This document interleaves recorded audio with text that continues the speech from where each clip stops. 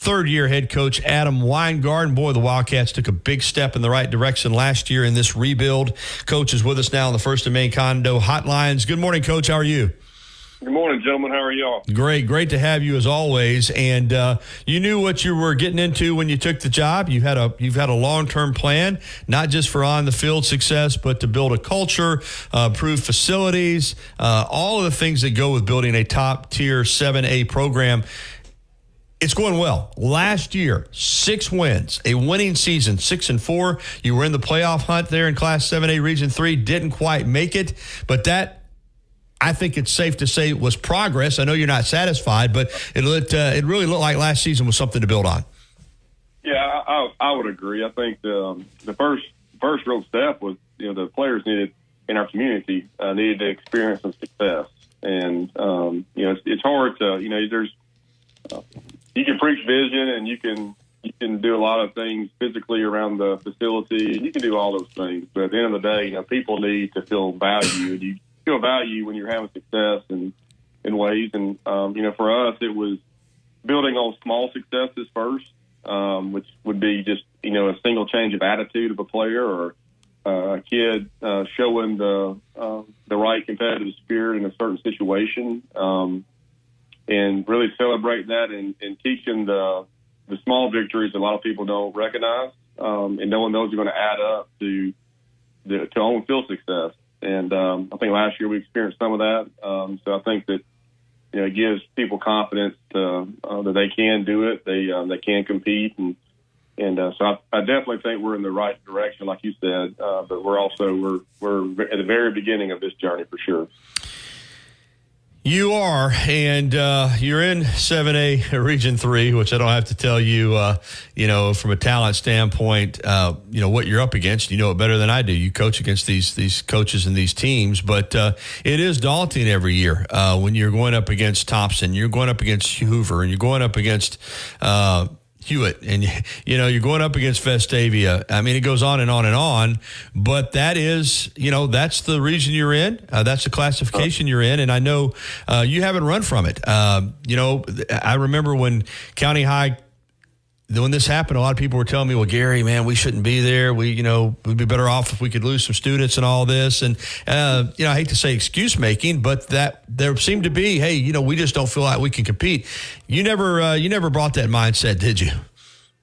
No, I think the big thing is, again, we had this talk when I came here, and is this job is about, is a mission job. It's about trying to help this community and grow kids through the sport, and a part of that is competing and all those things. But the mindset wasn't coming here worried about who we're competing against. The mindset was about improving this program in the school. That was the mindset. So I think that if my mindset was totally focused on that, I would probably get frustrated with like a lot of people and will maybe start making excuses like them. But that hasn't been our thought process. Our thought process is about building a program that's great for this community and it's going to help kids feel valued and be a part of something that they can grow in. And I think that's part of it. But we're also realistic and we understand where we are and we understand who we play. I feel like we have the playoff caliber team. I felt that way last year. I was talking to our offensive coordinator 2 days ago when the 7A preseason top 10 came out, and I told him, I said, Scott, I said, if you looked at our state and you looked at 16 teams that get into the playoffs, I said we're one of those 16 teams. If you just look at the state and said we're not going to take the top 4 from each region, we're going to take the top 16, we'd be in that mix. Mm-hmm. We're good enough. We're a playoff team. The deal is that 4 of the top 7 teams in 7A are in our region. So for us to get in, we've got to beat one of them. That's right. And that's just part of it. I mean, it is what it is, and that's the way life works and whatever. So, our focus is to break into that top 4, and so, and it's not, I don't think it's not unattainable. I think that you put 11 guys in the field at one time, it's like everybody else. And, and I think last year we were competitive enough in some of those games with a very young team that I think our kids kind of are starting to feel that we can play in those games. So I think really the first step with us, with any program that's coming from kind of the bottom up, is the first thing is the kids got to just experience some success in some way. It really doesn't matter what that looks like, and then they got to start feeling like they can compete. And because to be honest, some of those games haven't, especially that first year, they weren't competitive at all. Mm-hmm. And so getting yourself to where you're in those games in the third and fourth quarter and you have a chance. So I think that's kind of where we are. Adam Winegarden with us from Tuscaloosa County High School. As you try to get over the hump and get into the playoffs, 6 wins last year, so close. You transition now into your third year. You had a football player last year, though, on your team that could do a lot and did a lot for you, and could turn a bad play into a good play, and was just kind of a wild card in Sawyer Dearman. He's now at Alabama. You lose him, but I know you've got a running back in Kevin Riley who's already committed to Miami. He's one of the best running backs in the country. So I'm assuming that running back is going to be a strength for you. But what are you going to do at quarterback, and what is your offense going to look like this year? Is it going to be built around Riley specifically, or are you going to try to make sure that you throw the football around some as well? Yeah, I think that offensive ball is always built around what your line of scrimmage and your quarterback can do. Last year, you had Sawyer that could really extend plays. And I think at that position, you've got to be able to extend plays. Like, you don't have to be as athletic as Sawyer was, but you have to be able to extend plays long enough to where either you can find that guy open for a first down or you can run for a first down. And, football is just not, it's never been a game where it's just, perfect in the aspect of I drop back and I thought this guy is open. Like, that happens sometimes, but, you watch college football, pro ball, any level, and the most successful offense have a quarterback that can convert by extending plays in some regard. Whether, Mac Jones is in Alabama, he wasn't a runner, but he understood pocket presence and how to extend the pocket long enough to hit a guy when they needed it. You know what I mean? Mm-hmm. Or then you have, Jalen Hurts that he could extend it by running. Mm-hmm. So, we need to. Our Braden Smith's going to be our quarterback at that spot. So that's one area that he's going to have to be good at for sure. But in the running back position, that spot, football's not a hard game. Coach Saban talks about a lot. You get your best player of the ball, right? So it's pretty cut and dry. We're going to try to get Kevin the ball as much as we can. We're going to try to give, and I think we have another, 2 more running backs behind him that are good players. So I think that's really going to be the heart of our offense is running the football. But for us to be successful in offense, our quarterback's going to have to be able to make the routine play, but he's also going to have to extend plays, especially on third down. Coach, as I said at the top, you got here with a plan, a vision. You want to get better on the field. Obviously, the product ultimately is the team, but you got a tremendous buy-in from your administration, the community, and you look at the stadium, you look at the facilities, you look now at this new digital scoreboard, you look at the turf field. I mean, it's been amazing what all has been accomplished in 2 years. As the head coach, you have to be thrilled with how that has all come together, the way that you pretty much envisioned it.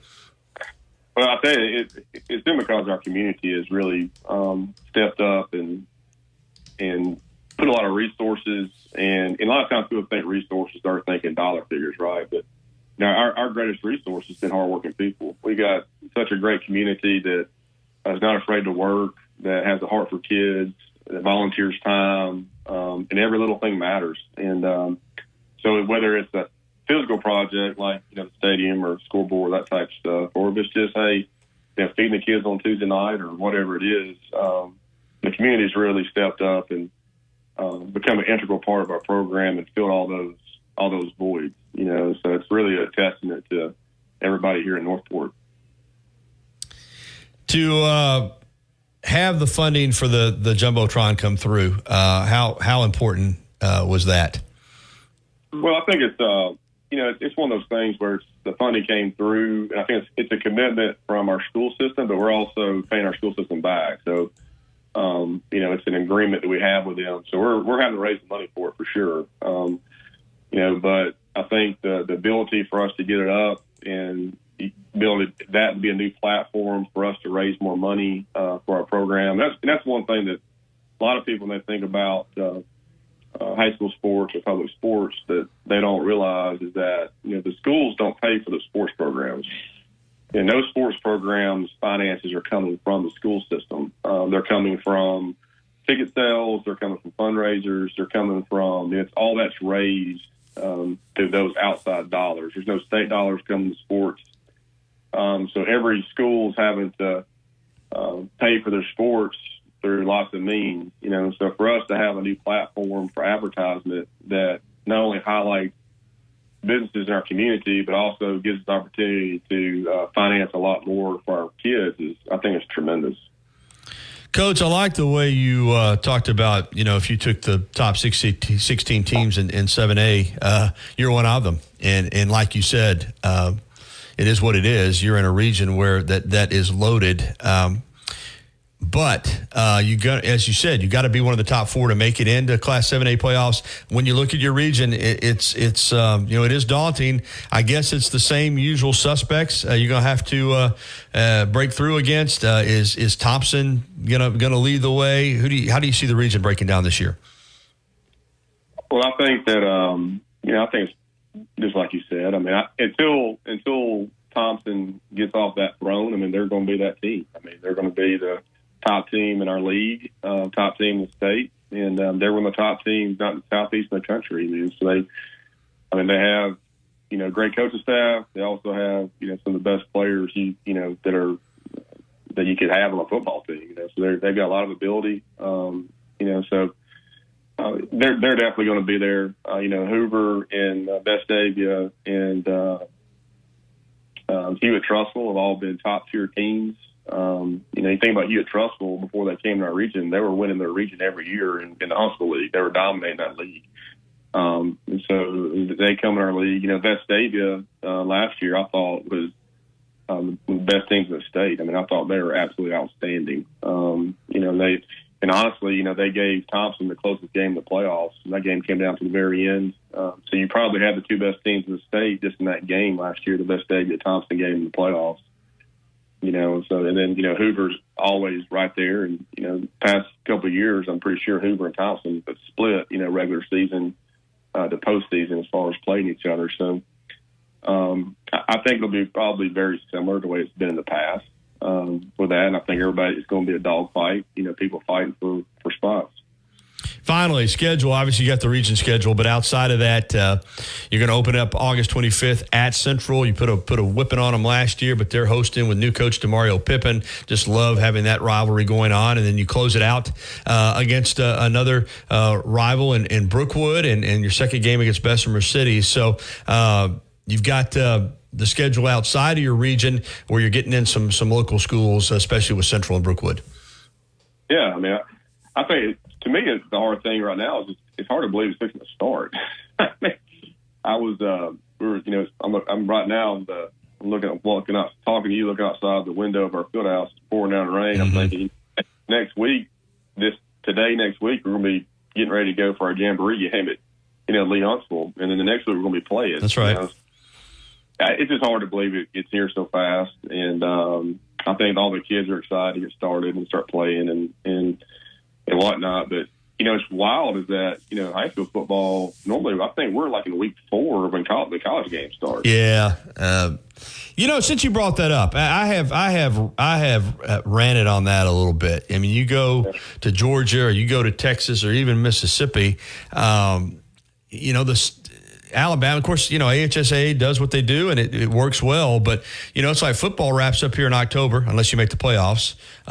Basketball wraps up in February. I would love to see high school push back to where you didn't play your first games until September, and maybe that regular season, finished up about second week in November, and your playoffs maybe finished up a week before Christmas, like they do in a lot of the states. It is what it is, but I hate the fact that, it's the end of the year, usually before you have to wear sleeves to go to a game. And it sounds like you might agree with me. We're so worried about player safety, but we're going to start out the season in the hottest part of the year. I don't get it myself. Well, the regular season usually finishes at Halloween, yeah, which is that's wild. Yeah, it's a little later this year just because of the way the calendar falls. At least that final regular season game will be in November. But, yeah, I would like to see it get pushed back a little bit. But is there any thought process on that from the coaches? Yeah, I don't think we've ever – I mean, I think anytime it's brought up, people agree with what you're saying. I think that's kind of what it always said. There's – I don't know all the logistics or reasons. I'm sure that's, about the calendar of other sports and when we have contracts, I'm sure for, baseball championships, basketball championships, there's probably a lot of logistics with it. But I definitely agree that, there's definitely a different feeling when you go outside and it's cold. There's just a different feeling to it. And I remember in 2001, I was coaching in Georgia, and we that was the year that the season got extended because we had 9/11, and but I remember we went to the state championship that year, and we played the state championship December 22nd. I remember playing that game, and then Christmas was like 3 days later. And it was such a fun fall. I mean, like I don't know, every game, like the whole playoffs, it was freezing every playoff game. It was pretty neat. Well, like I said, I'd love to see football, high school football, be more of a fall sport. But, it is what it is. Well, Coach, listen, man, appreciate the time, and good luck, and we'll be talking. All right. Thank you, Gary. Appreciate you. Have All right. a great day. Coach Adam Winegarden. It's 10:19 here on the